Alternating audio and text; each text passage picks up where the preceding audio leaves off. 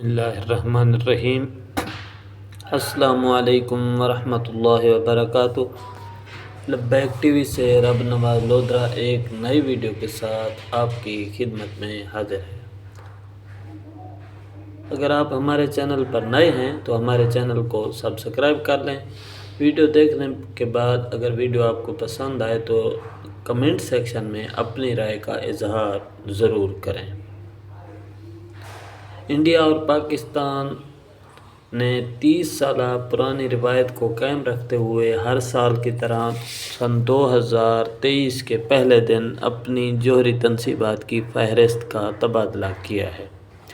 India اور پاکستان کے درمیان 31 دسمبر سن 1988 کو ایک دوسرے کی جوہری تنصیبات پر حملہ نہ کرنے کے معاہدے پر دستخط ہوئے تھے اور 27 جنوری 1991 کو اس معاہدے کی توثیق کی گئی تھی۔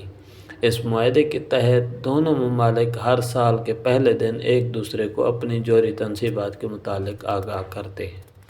پاکستان کے دفتر خارجہ سے جاری ایک بیان میں کہا گیا ہے کہ اس معاہدے کے تحت اتوار کو دفتر خارجہ میں انڈین ہائی کمیشن کے نمائندے کو باضابطہ طور پر پاکستان نے اپنی فہرست فراہم کی، جبکہ انڈین وزارت خارجہ نے بھی اپنی فہرست دلی میں پاکستانی ہائی کمیشن کو فراہم کی ہے۔ دفتر خارجہ نے بتایا ہے کہ فہرستوں کا یہ تبادلہ 1 جنوری 1992 سے جاری ہے۔ لبیک ٹی وی کے مطابق اس موقع پر انڈیا اور پاکستان نے اپنی حراست میں موجود عام قیدیوں اور ماہی گیروں کی فہرست کا بھی تبادلہ کیا۔ انڈیا نے 339 عام پاکستانی قیدیوں اور 95 ماہی گیروں کی فہرست فراہم کی، جبکہ پاکستان نے بتایا کہ ان کے پاس 51 عام انڈین قیدی اور 654 ماہی گیر ہیں۔ جوہری ہتھیاروں پر نظر رکھنے والے think tank stock home international peace research انسٹی ٹیوٹ کی سن 2022 کی رپورٹ کے مطابق سال 2022 کی شروعات میں 9 ممالک امریکہ، روس، برطانیہ، فرانس، چین، انڈیا، پاکستان، اسرائیل اور عوامی جمہوریہ کوریا یعنی شمالی کوریا کے پاس تقریباً 12,705 جوہری ہتھیار ہیں، جن میں سے 9,440 ممکنہ استعمال کے لیے فوجی اسلحہ خانوں میں موجود ہیں۔